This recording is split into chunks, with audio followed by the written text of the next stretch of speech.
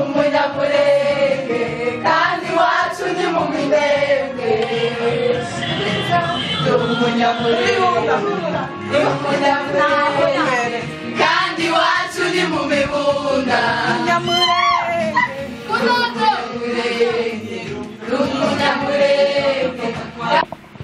mwaramutse neza banyabaruta bacu. Ndashaka ko dutangira amasomo yacu y'uyu munsi. Amazina yanjye ni Jeannette uko itegetse. Tumaranye akanya ngira ngo umunsi rero wa none, mbere y'uko dutangira ndagira ngo dutangize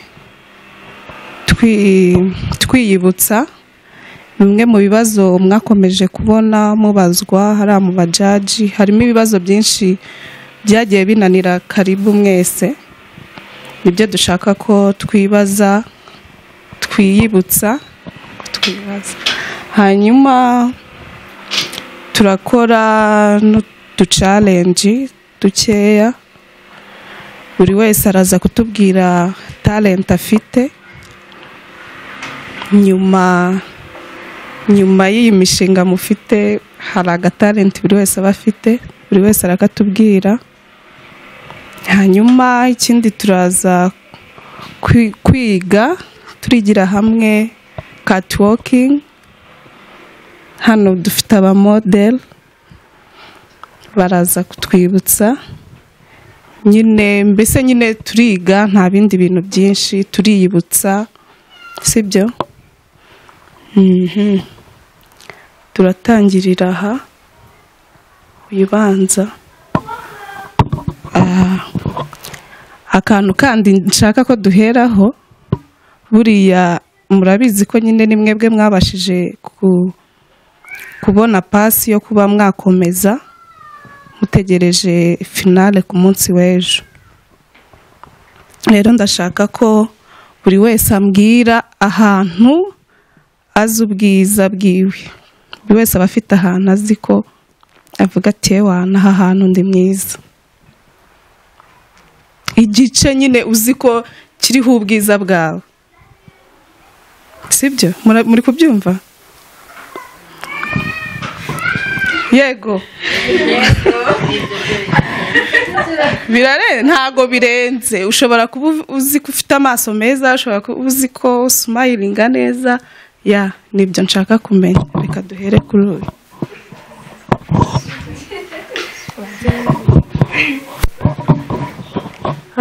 Murakoze. Amazina yanjye nitwa Mutimke Esther. Burundi umwongera umwishwa w'abatwari. Data yitwa Nkurikinka Daniel.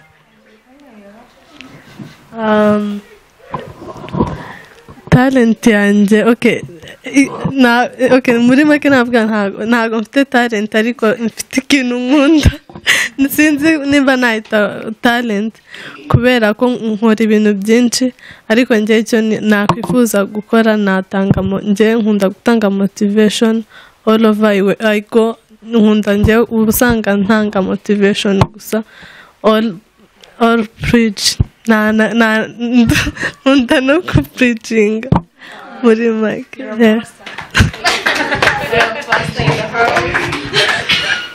Ikindi kibazo cya kabiri cyangwa nakomeza.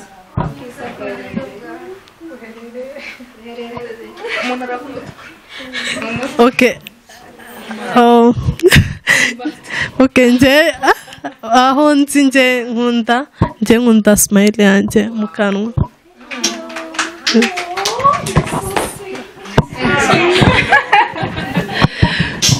Murakoze.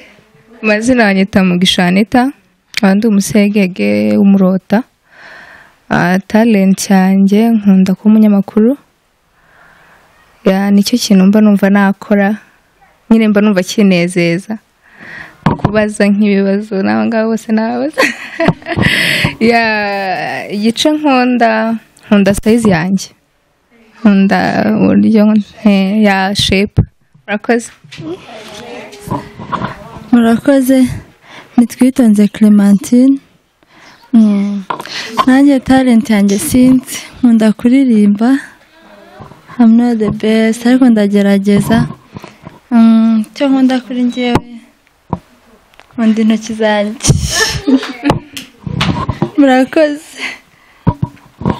murakoze nanjye nitwa Denise Umutesi nkaba ndi umusita papa yitwa Elaste Rushaku nanjye ntabwo ndatahura impano yanjye ariko nkunda kwandika hama mwari tubajije ubwiza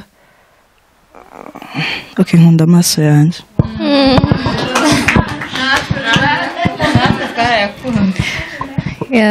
nanjye banyita Aline y'amahirwe nkaba ndi umukobwa wa Sama kwesega nanjye talent yanjye ibyo nkunda kuririmba but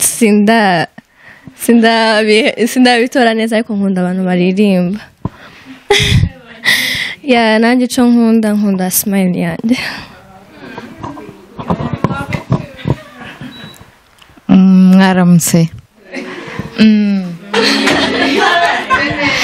Amazina yanjye ni Alice Mushimimana ndi umugorora w'umwumvira papa yitwa Gapangwa si impano nkunda kumva umuziki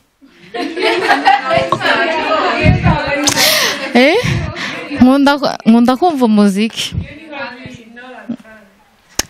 talent so talent ni iyi ni ukubyina ariko simbyina hanyuma icyo nkunda kuri njyewe nkunda intoki zanjye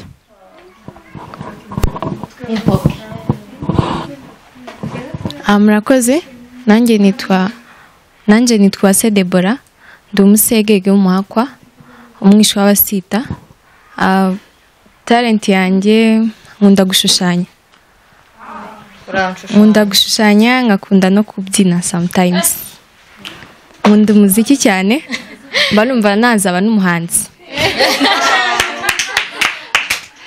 and then nkunda gucuranga gitari nubwo nabizi ariko nzafata amasomo ikindi bwiza njye numva nkunda ibice byanjye byose nkunda yani ndikunda kuko nundi nta nkumi yigaye murakoze kimwe undi inzara zanjye nubwo bazincije ku ishuri ariko ndazikunda fo murakoze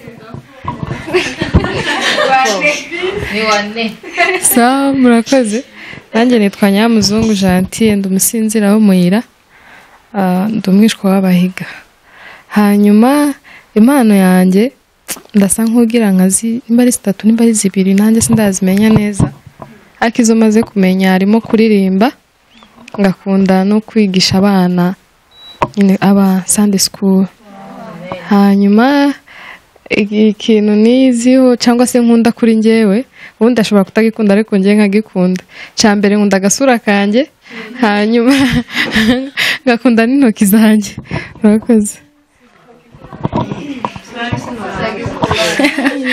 murakoze cyane nanjye amazina ni Niyongere Ishimwe Theodora ndi umunyakarama umwishwa w'abasita talent yanjye ukuririmba ncuranga na gitari ikintu nkunda kuri njyewe ni amaso murakoze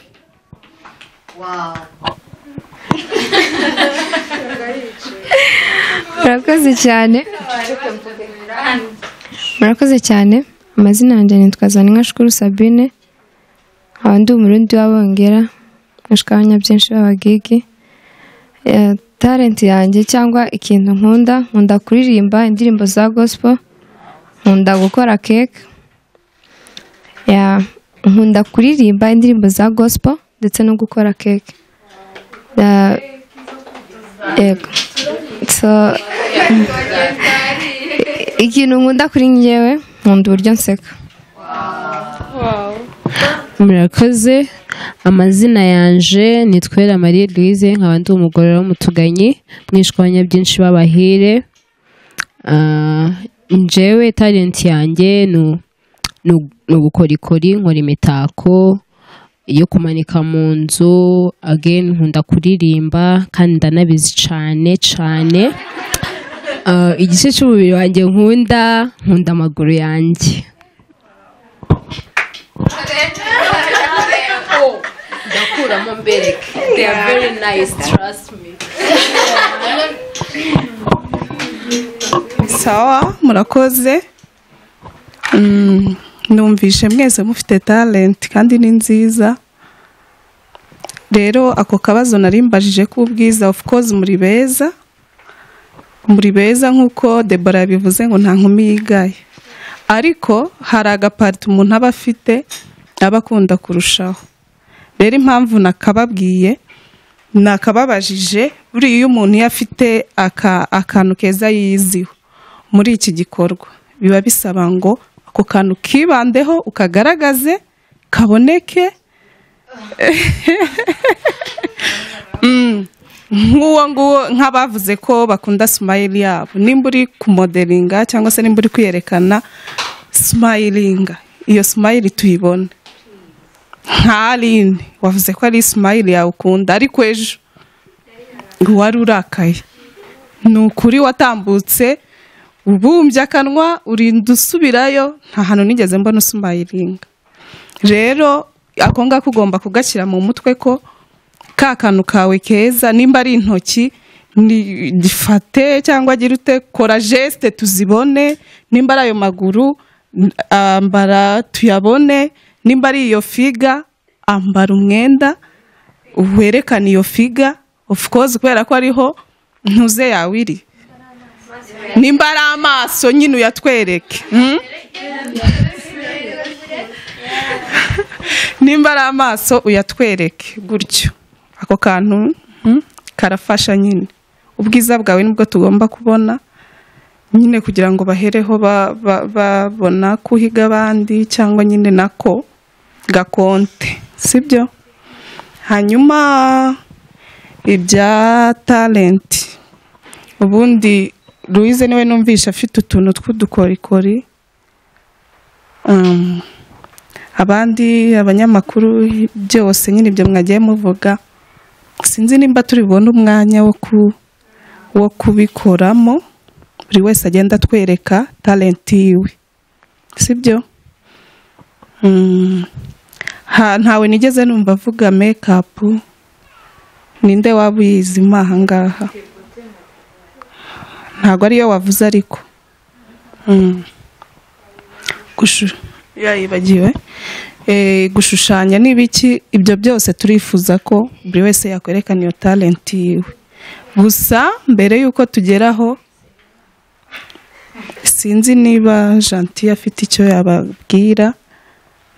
Turahita duhaguruka twige ku catwalk, hanyuma turaba dutegereje n'abandi bashyitsi. Haraza abashyitsi baza kubaganiriza iby'umuco, gusa ntibarahagera. Mu gihe rero batarahagera, reka dukomeze.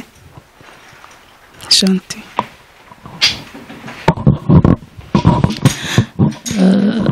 Mwaramutse neza, mumeze neza, murasa neza, murabahiga kabisa. Naje ku mazina nitwa Gentil Mwamikazi Shaka, ndi umukobwa wa Shaka, ndi umurundi w'umubano, nkaba umwishwa w'abasita. Naje mvuge talent. Okay, ndi umuririmbyi, ndanabikunda cyane. Ndi umuramyi, reka mbivuge gutyo, kubera yuko ni ubuzima bwanje bwa buri munsi kuririmba. Umuvugabutumwa. Ikindi ni iki binyibuze ni ibyo ngibyo. Ndi motivational speaker, nyine nkunda kumotiva abantu. Nibyo nishimira kuba ndi umunyamurenge. Ni iby'agaciro cyane, kubera yuko kuba umunyamurenge nicyo kintunza mpa agaciro cyane. Bisa neza cyane kwitwa umunyamurenge, birasa neza cyane kwitwa umunyamurenge uri mu mahanga, kubera yuko aho turi mu mahanga, iyo uvuze ko uri umunyamurenge birongera bikazamura cyane kugira umutima wo kongera gukunda igihugu, ugatekereza aho wavuye.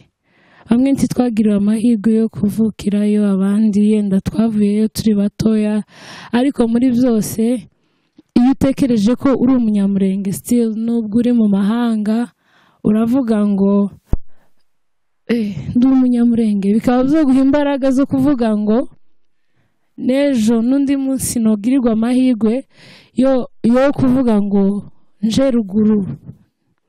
Nicyo kintu cya mbere cyiza cyaba kimbayeho. I remember muri 2017 nagiyeyo, namazeyo amezi 4, ariko nimba hari ahantu nagiriye ibihe byiza no kwifuza no gusubiramo niho, ko ni igihugu cyiza cy'amahoro cyuzuye abantu bafite urukundo.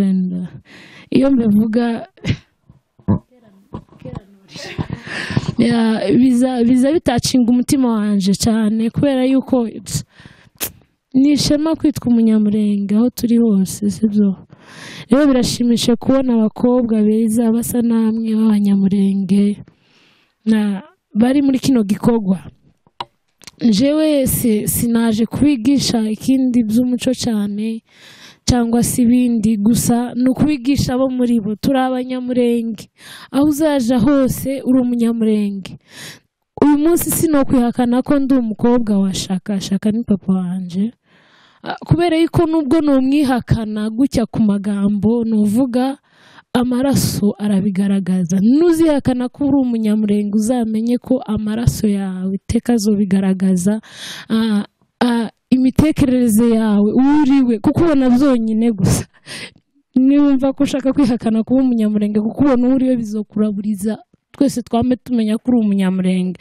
Turi abanyamurenge aho turi hose, uzi ugenda ubyiyumvemo mu maraso, ugenda ubyiyumvemo ureba, uvuge ngo ndi umunyamurenge. So nje nta kindi kintu noza kubabwira cyane, ni ukubabwira ko mugomba kuba proud yabo muri bo, ko muri abanyamurengekazi beza muri beza pe, uhereye hasi ukagera hejuru mu mitekerereze. Muri abanyamurengekazi beza, muze mugenda muri mufite ifyeri. Ifyeri ni keke mu kinyamurenge bazakunda ako kajambo cyane ngo ifyeri. Muze mugira ifyeri ryo kuba abanyamurenge.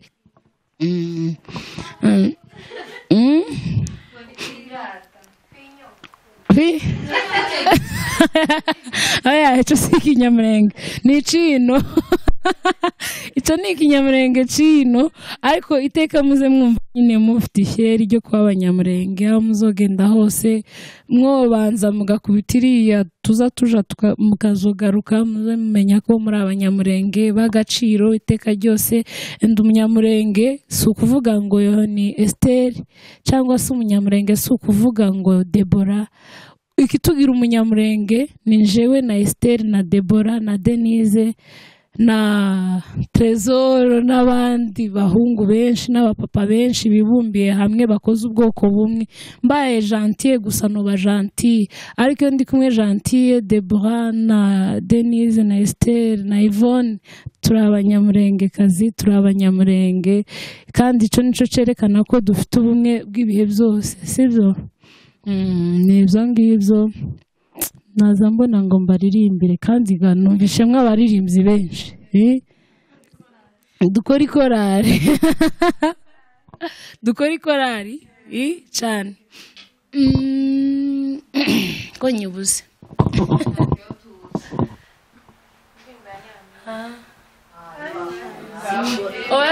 abanyamurenge. Ikindi kiza kinshimisha nuko abenshi bazi Imana n'abaramyi, kandi bakunda Imana kubera yuko batahuye cyane ko Imana ibakunda.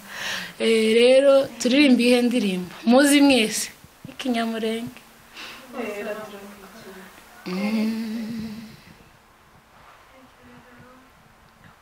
Nari mu mwijima ukabije, Yesu aramurikira. Nari mu mwanda uteye isoni, Yesu ankuramo.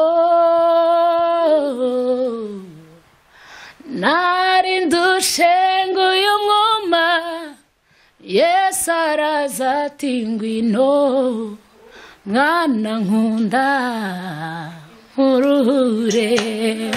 Twese nari mu mwijima ukabije, twese nari mu mwijima ukabije. Alto. Yesu aramurikira. Nari mu mwanda uteye isoni, Yesu ankuramo.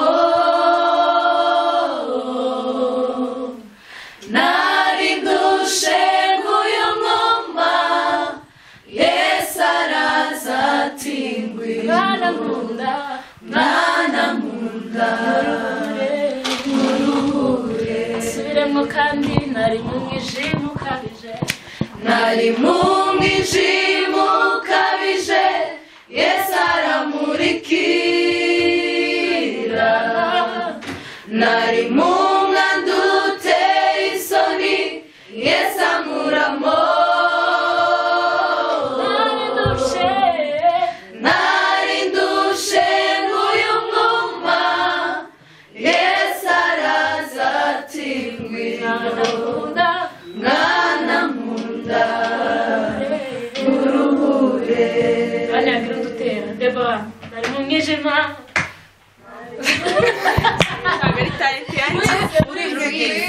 Nari mu mwijima ukabije, Yesu aramurikira. Nari mu mwanda uteye isoni, Yesu ankuramo. Nari ndushe nguyu mwuma, Yesu araza ati ngwino mwana nkunda nkuruhure. Nari mu mwijima ukabije, Yesu aramurikira. Nari mu mwanda uteye isoni, Yesu ankuramo. Nari ndushe nguyu mwuma, Yesu araza ati ngwino mwana nkunda nkuruhure. Nari mu mwanda uteye isoni, Yesu aramurikira. Nari mu mwanda uteye isoni, Yesu ankuramo. Nari ndushe Yesu araza mwana nkunda nkuruhure. Nari mu mwijima ukabije, Yesu aramurikira. Nari mu mwanda uteye isoni, Yesu ankuramo. Nari ndushe nguyu mwuma, Yesu araza ati ngwino mwana nkunda nkuruhure. Wow, thank you.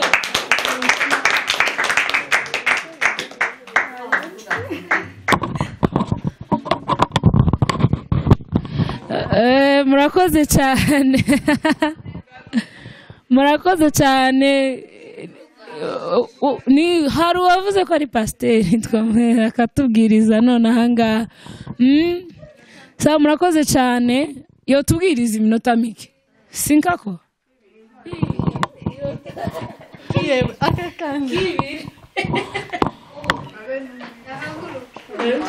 Haguruke.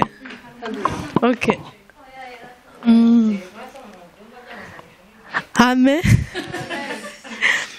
Okay. Reka nje kubera iyo ndirimbo iyo mba muri korali yitwa Melody kandi nkunda kuririmba. Okay, nkunda kuririmba ariko nkunda baririmba, nkunda indirimbo ariko nje ntago mbizi cyane. Rero iyo ndirimbo murayiririmbye numva nkaza ntekereza ku rukundo Yesu yadukunze. Rero niyo mpamvu nari nifuje kubasangiza ku rukundo rwa Yesu, mbabwira urukundo Yesu yadukunze. Iyo topic nkunda kuyigisha abakorari turirimbana, mbabwira urukundo Yesu yadukunze. Muri iyi si tubayemo hari byinshi duhura nabyo, hari byinshi duhura nabyo mostly as youth, siko? Ariko ntituga let us not be taken by wealth, by worldly things, siko? Reka mbabwire urukundo rwa Yesu rurahebuje, urukundo rwa Yesu ruratangaje. Njya ntekereza ukuntu mu ijuru habuze n'umuntu n'umwe, ngo abamarayika ntago bari willingly kuza kuducungura, ariko Yesu wenyine aravuga ati I will come for you because I love you so much. Okay, reka mbabwire for example, hari akantu nari ndi gutekereza ndyamye, umunsi umwe ndatekereza hari ukuntu batera imitoma, sorry gukoresha example, siko byavuga ngo nagupfira, siko? Ariko umukunzi wenyine ni Yesu wadupfiriye, arabiprovinga. Rero tugire kwizera, kubera ko muri baravuga ngo ni njye nzira n'ukuri n'ubugingo, ntawe ujya kwa data ntamujyanye. Rero tugire ukwizera, siko? Tugire kwizera, twizere umwami Yesu kubera ko ari we nzira n'ukuri, siko? Uko kwizera niko kuzatuma ugira imirimo, uwera fruits, siko? Kwizera kuzatuma twera imbuto kugira ngo we glorify God, siko? Kubw'urukundo yadukunze. Natwara umwanya havuga byinshi nkarondogora, ariko Yesu arakomeye. Kubw'urukundo yadukunze nukuri ntitukagire gusa ngo we got church, tujya twizera ibyo dukora, twizere ko hari ubundi buzima nyuma y'ubu, nyuma yo kuba minsi, nyuma yo kuvamo bazavamo. I wish you all the best, ndabizi muzatsinda, siko? Ariko nyuma y'ibi byisi byose mujya mumenya ko hari uwadukunze kandi tuzamusangayo. Murakoze.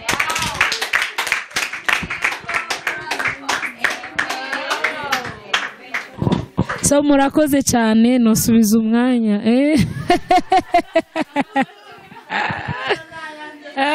Aya maturu uko biri kose nayo watangije igikorwa. So murakoze cyane kandi mugume kugira imyiteguro myiza.